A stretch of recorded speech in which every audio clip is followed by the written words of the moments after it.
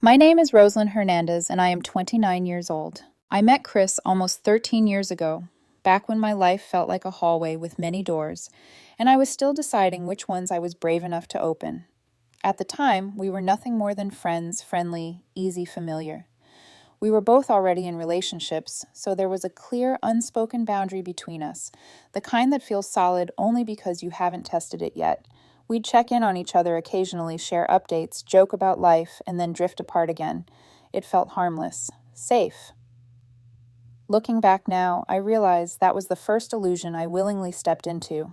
When my relationship ended, Chris surprised me by asking me out. It wasn't dramatic or planned. It was almost casual, like he was offering coffee instead of the possibility of forever. Our first date went well, too well, I thought at the time. Conversation flowed easily. Laughter came naturally, and there was an instant sense of comfort that made me lower my guard. I told myself that ease meant compatibility, that familiarity meant trust. I didn't know yet how dangerous those assumptions could be. From the outside, our relationship looked like it was building quickly and passionately. From the inside, it was chaotic right from the start. The first betrayal happened within a month of us being together. Chris went on one of his annual hiking trips with friends, something he'd done long before I entered his life. When he came back, something about him felt off, subtle but unmistakable. He was distant, distracted, his phone suddenly glued to his hand. When I asked him if everything was okay, he brushed me off with vague answers and tired smiles. That unease wouldn't let me rest. One night after he fell asleep, I did something I never thought I'd do. I checked his phone. What I found made my stomach drop. He'd been using a dating site while he was away, talking to a much younger girl. The messages were flirtatious, inappropriate, intimate, in ways that made my chest tighten. They had exchanged pictures.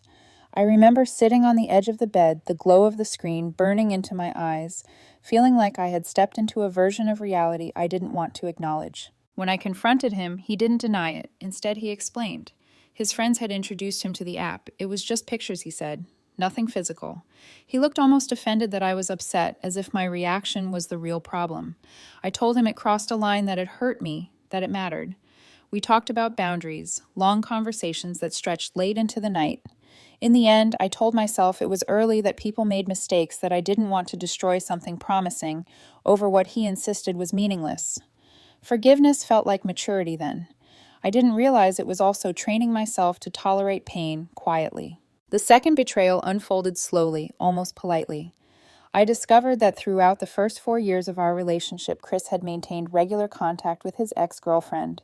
She would reach out whenever her life fell apart, whenever another relationship ended, and every time, instead of shutting it down, he responded, comforted her, pacified her. When I confronted him, he didn't see the issue. He told me he was just being nice, just offering advice. He said being friends with an ex wasn't a big deal, that I was overreacting. I remember sitting there stunned, wondering how two people could hear the same words and understand them so differently. That was the moment I suggested therapy. He resisted at first, said it was unnecessary, dramatic, but I insisted. I needed someone else in the room to tell me whether I was losing my grip on reality or simply asking for respect. Therapy helped, at least on the surface. We learned how to communicate better, how to listen without immediately defending ourselves. Slowly, things improved. He became more attentive. I became more hopeful. We grew closer, or at least I believed we did. When he proposed, it felt like a reward for endurance. We married in an intimate setting, surrounded by family and friends who believed as I did that we had made it through the worst. For a while it felt true. We were happy. We laughed easily. We enjoyed being together in that quiet, everyday way that feels like stability. From the beginning, we had always split bills, and marriage didn't change that. Independence mattered to me. I was studying at a prestigious college and competing as a Division I varsity athlete, my days structured by training classes and ambition. I knew where I was headed, even if the path was demanding. Chris's life looked very different. He had dropped out of college years earlier and worked a low-paying job he didn't care about.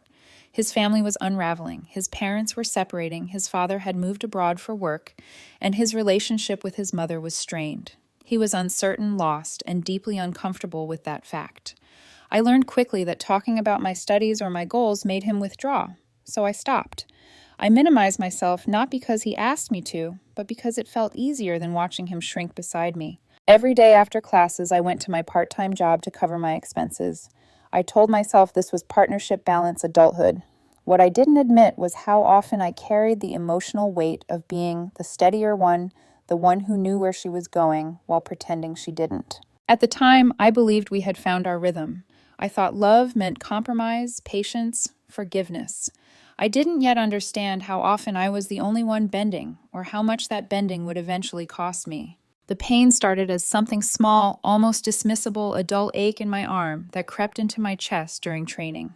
I told myself it was nothing, just overuse, just exhaustion. As an athlete, pain was familiar territory, something you learned to push through without complaint. Still, something about this felt different, heavier, like my body was trying to get my attention in a language I didn't yet understand. I went in for a full-body checkup, more out of caution than fear, convinced I'd be back in practice within days. The first blow came when the doctor told me there was a tear in my arm that would require surgery. I remember sitting there nodding already, calculating how long I'd be out, how quickly I could get back to training. Missing practice hurt my pride more than my body. But then the doctor paused, eyes flicking back to my chart, and said they wanted to look at my blood work more closely. The room felt colder as he spoke, his voice careful in a way that made my chest tighten. They found a tumor in my breast. Stage 2. Cancerous. I don't remember standing up, but suddenly I was pacing, my hands shaking so badly I had to press them against my thighs. The word cancer echoed in my head, hollow and unreal, like it belonged to someone else. I called Chris from the hospital hallway, my voice breaking as soon as he answered. He came immediately. When the doctor explained everything to us, he squeezed my hand so tightly it hurt, as if pain could tether me to the present. In the beginning, he was everything I needed him to be. He researched treatments, obsessively staying up late, reading medical journals and patient forums. He talked to surgeons, asked questions I hadn't even thought to ask. When we found a highly experienced surgeon in Pittsburgh, it felt like a lifeline. The appointment wasn't easy to get, but once we met him, I knew it was the right choice. He was direct, honest about the risks, about the possibility of removing tissue, about scars that would last longer than memory. Chris and I didn't hesitate. None of that mattered. I just wanted to live. The surgery lasted 18 hours. When I woke up groggy and aching, Chris was there, his face red and swollen from crying. He wrapped his arms around me carefully, like I was made of glass, and whispered that everything was going to be okay. For the first time in a long while, I believed it without question. But 3 weeks later, during a routine follow-up, the doctor's expression told me everything before he even spoke. The cancer was back. I remember collapsing into the chair, my legs giving out, the room spinning, as if someone had kicked the ground out from under me. I had thought we were done. I had let myself imagine a future again. Chris sprang back into action, almost frantic in his determination. He spent hours with the doctor mapping out treatment plans, discussing options, refusing to let despair settle in. Chemotherapy became my new reality. The treatments were brutal. Toxic chemicals coursed through my veins, leaving me nauseous, exhausted, hollowed out. My hair fell out in clumps. Some days, lifting my head from the pillow felt impossible. Through it all, he stayed. He held my hair back when I was sick. He sat beside me in silence when words felt useless. We found comfort in small things, watching familiar movies, sharing quiet meals, lying together in the dark when sleep wouldn't come. Our bond deepened in that strange, suspended space where life narrowed to survival. I thought this was what love looked like when tested. Then came the second surgery. The doctor was clear this time they would have to remove my entire breast. I listened calmly, absorbing the information with a numb clarity that surprised me. I had already been thinking about it. When I told them I wanted both breasts removed, the room went silent. Chris stared at me like I had spoken in a foreign language. The doctor looked startled, gently reminding me that the tumor was only on one side. I explained my reasoning slowly, carefully. I didn't want to live in constant fear. I didn't want to wait for the cancer to return somewhere else. As long as my breasts were there, so was the possibility. That fear had already taken enough from me. Chris argued with me for days. He pleaded, reasoned, tried to convince me I was being extreme. I could see how upset he was, but this wasn't a decision I could hand over to anyone else. On the day of the surgery, he cried openly, begging me to reconsider. I told him as gently as I could that I needed to choose myself this time. The surgery was successful. Recovery was long and painful, but the prognosis was good. Eventually, the words I had been waiting to hear finally came. I was cancer-free. My parents cried when I told them, relief pouring out of them after months of dread. I should have felt nothing but gratitude. Instead, I noticed something else had changed. Chris wouldn't look at me the same way. His words became short-clipped. He picked fights over nothing, snapping at me when I asked simple questions. It was like a wall had gone up between us, solid and impenetrable. I tried to talk to him to understand what was happening, but he either shut down or turned defensive, making me feel like I was the problem for asking. After everything we had been through, I needed him more than ever. But instead of healing together, I felt him slipping further away, leaving me to recover not just from cancer, but from a growing, unnamed loss I was too afraid to confront. The distance between us grew quietly at first, the way rot spreads beneath polished wood. Chris started avoiding my eyes, answering me with single words, his tone sharp, even when the subject was harmless. If I asked how his day was, he sounded irritated. If I reached for him in bed, he would roll away under the excuse of being tired. I told myself he was overwhelmed, that caregiving had taken a toll on him too. I tried to be patient, gentle, understanding after all. Hadn't we both been through something traumatic? But patience didn't stop the fights. They came suddenly and without logic, sparked by things that didn't matter. A dish left in the sink, a comment taken the wrong way, a sigh at the wrong moment. Each argument left me more confused than angry. I kept searching for the version of him who had held my hand in hospital rooms, who had cried with relief when I woke up from surgery. That man felt like a memory I was no longer allowed to mention. I began to wonder if my illness had broken something inside him, something he didn't know how to name. Or maybe it had simply revealed what had always been there. The night everything collapsed, we came home late, both of us a little drunk. The house felt heavy the moment we stepped inside, like it was holding its breath. I watched him drop his keys on the counter, harder than necessary, his movements sharp and careless. I asked if he was okay, my voice cautious, already bracing for rejection. He laughed. It wasn't a warm laugh, or even a bitter one. It was hollow mocking, echoing too loudly in the quiet room. "It's not like you can do anything about it," he said, his words slurred but deliberate. My chest tightened as I asked again what was wrong, hoping stupidly that he would soften. That alcohol had simply loosened something he'd been holding back. He kept laughing, his eyes glassy, unfocused. I pressed him, my heart pounding, and then he said it. "How can I be happy when I'm living with a man?" The words didn't register at first. I stared at him, convinced I had misheard. But he kept going, his voice gaining confidence with each sentence, as if he'd been rehearsing this in his head for months. He said he wanted a wife, not what I had become. He said cutting off my breasts had taken away everything that made me attractive. He said he hated looking at me now. I started crying immediately, my body reacting before my mind could catch up. I tried to explain again that I hadn't had a choice, that cancer wasn't cosmetic, that I had done what I needed to do to survive. He shouted over me, his words sharp and cruel, telling me I looked ugly, that I had ruined us. That night was worse than the day I was diagnosed with cancer, worse than every needle, every surgery, every moment of fear. Because this time the pain came from someone who had promised to love me through all of it. He passed out on the couch not long after leaving me standing there, shaking and broken. I slept alone in our bed, staring at the ceiling until morning, terrified that I had already lost him and too exhausted to fight the thought. When I finally fell asleep, it was only because my body gave up. The house was silent when I woke up. At first, I hoped absurdly that he would be in the kitchen, embarrassed, ready to apologize. But his shoes were gone. His jacket wasn't on the chair. His car was missing from the driveway. That's when I saw the sticky note on the fridge. "I'm done with you." I read it over and over, my hands numb, my heart pounding so hard it made me dizzy. I called him again and again. No answer. His things were gone. It was as if he had erased himself overnight. I called his parents, my voice barely holding together. They were shocked, confused, just as lost as I was. My parents rushed over my father, furious when he heard what Chris had said to me. My mother frantically searching the house for clues that didn't exist. We went to the police station, but there was nothing to be done. He was an adult. He had packed his belongings. He had chosen to leave. When I came home that night, the emptiness was unbearable. The house echoed with absence. Every room a reminder of a life that had vanished without warning or explanation. I cried until my chest hurt, until tears felt pointless, until the silence became louder than anything I had ever known. I had survived cancer, but my husband had abandoned me. The days that followed blurred together into something shapeless and heavy, like time itself had thickened around me. I woke up each morning with the same reflex to reach for my phone to check if there was a missed call, a message, any sign that Chris had come to his senses. There never was.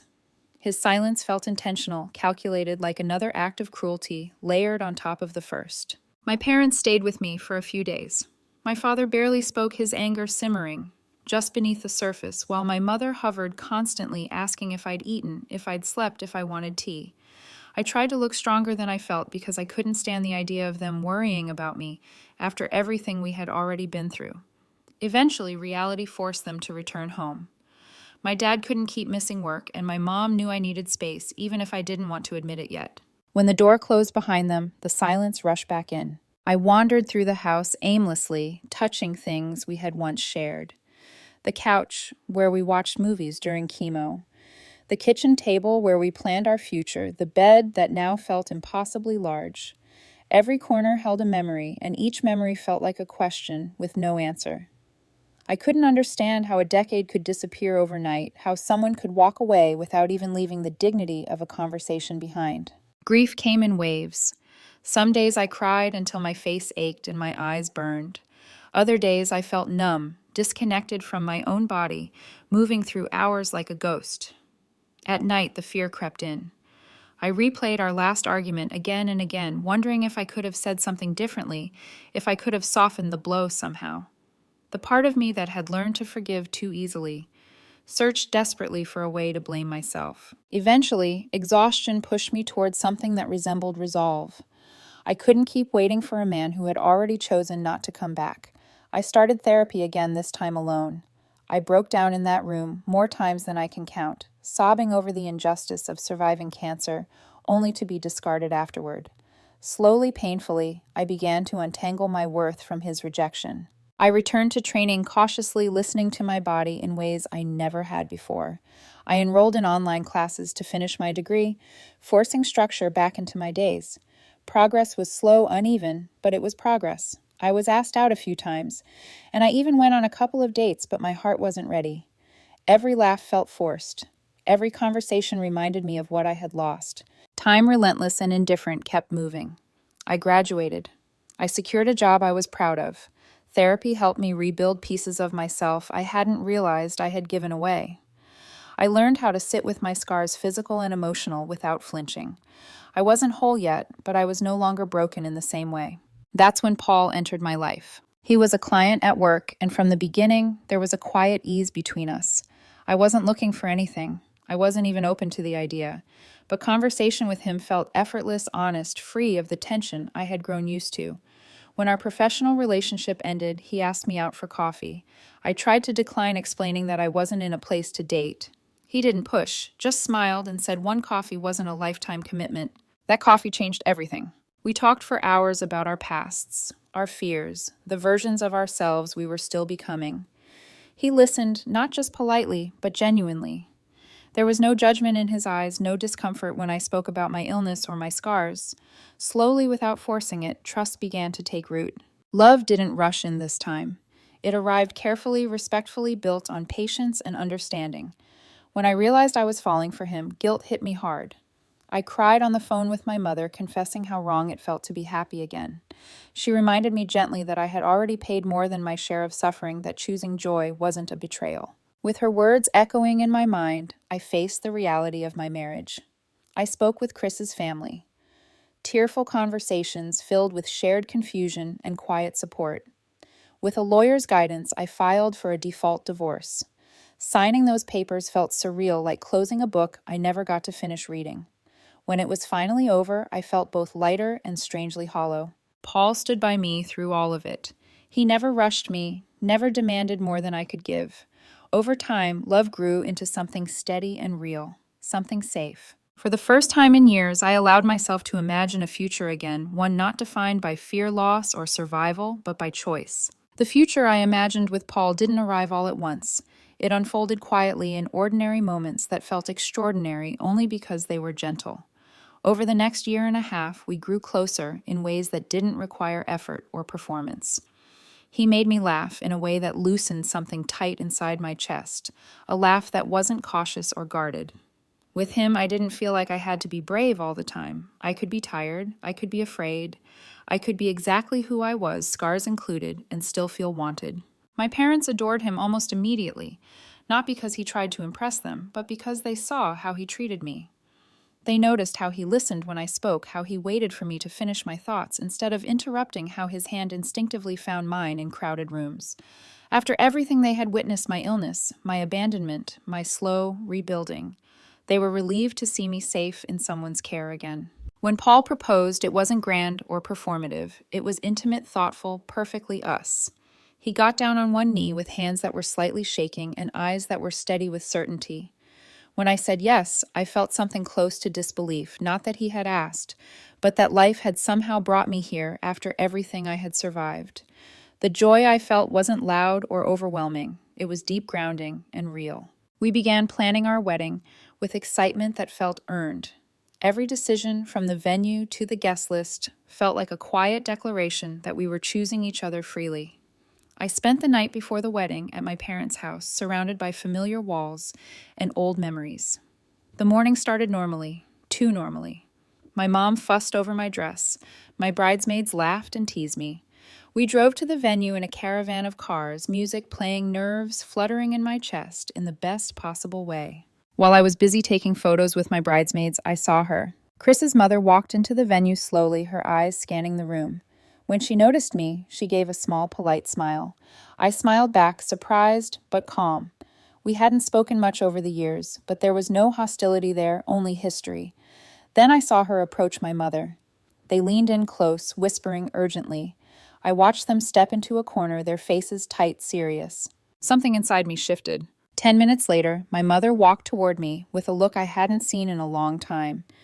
She asked me to excuse myself, saying she needed to talk to me privately. I followed her down the hallway to my room, my heart already racing. She locked the door behind us, and that's when I knew whatever she was about to say was not small. I asked if something had happened to Paul. She shook her head. Her face was pale, her hands clasped tightly together as she told me to sit down. I barely heard the chair scrape against the floor as I obeyed. Then she told me. That morning, Chris's mother had received a call from him. Chris was alive, living in Canada, had been for years. The words didn't make sense at first. They hovered in the air, disconnected from reality, until my chest tightened and my ears began to ring. My mother kept talking, explaining that he had hidden his whereabouts from everyone, including his parents. Only his older sister had known where he was all along. He had reached out now because he had found out I was getting married. He had tried to call me, but my number had changed. When he couldn't reach me or my mother, he called his parents as a last resort. I felt like the ground had tilted beneath me. His parents were furious, my mother said. Shocked. Ashamed. Chris's mother had approached her because she believed I deserved to know the truth before walking down the aisle just in case. Just in case what I didn't even know anymore. Anger, disbelief, relief, and confusion crashed over me all at once. My legs trembled so badly I had to grip the edge of the chair to stay upright. Of all days, of all possible moments, this was when he chose to reappear. I couldn't understand why he waited so long, why he vanished instead of divorcing me like a normal person, why he thought his truth mattered now. Everyone was waiting outside. My wedding was on hold while I sat there crying my past, clawing its way into the present. I questioned everything for a brief, dangerous moment. Was I wrong for moving on, for not searching harder, for choosing happiness without closure? And yet, even through the chaos, one truth remained steady. I loved Paul, and nothing, least of all, a man who abandoned me when I needed him most, was going to take that away. Despite the storm raging inside me, I went through with the wedding. I stood there facing Paul, listening to his vows with tears streaming down my face, not from confusion anymore, but from clarity. Whatever ghosts had chosen to resurface that day, they did not belong at the altar I was standing at. When I said yes to Paul, it wasn't an act of defiance or escape. It was a choice made with open eyes and a steady heart. He knew what had happened. We talked about it later honestly, without secrecy or fear. He was just as stunned as I was, but he never once made me feel conflicted for loving him. In the days after the wedding, the emotion settled into something quieter. I understood then that Chris's reappearance didn't reopen a wound, it simply showed me how far I had come. I wasn't that woman anymore waiting for answers from someone who had already chosen silence. I had built a life without him, piece by piece, through pain and resilience. A short while later, Chris sent me an email. I hesitated before opening it, my hands hovering over the keyboard like they used to years ago, but this time there was no dread, only curiosity. In it, he apologized for disappearing without explanation. He admitted he couldn't accept who I became after my surgery, that he tried to stay but failed, that shame kept him from coming back. He wrote that he hoped life had treated me well, that I deserved happiness, and that he wished for the chance to talk to give me the closure he believed I still needed. I read the email slowly, then handed my laptop to Paul. We read it together, sitting side by side in silence. There was no anger in the room, no jealousy, just understanding. We both agreed that responding would only reopen doors that deserved to stay closed. Chris's words didn't offer healing, they only confirmed what I already knew. His love had always been conditional. Mine was not. So I didn't reply. I blocked his email. And in doing so, I felt a surprising sense of peace settle over me. Closure didn't come from his apology. It came from choosing myself fully and finally. Months passed. Life moved forward in ways that felt almost gentle compared to the chaos I once lived in. 5 months after blocking Chris, I found out I was pregnant. The joy of that moment was unlike anything I had ever experienced, pure, overwhelming, hopeful. Paul's excitement mirrored my own, his eyes lighting up with the kind of happiness that made me believe in new beginnings all over again. As I write this now, I'm filled with gratitude, not just for the love I have found, but for the strength I didn't know I possessed. Life surprised me when I least expected it, showing me that even after abandonment, illness, and heartbreak, there is still room for joy, for growth, for family. I didn't lose my husband when he left. I found myself.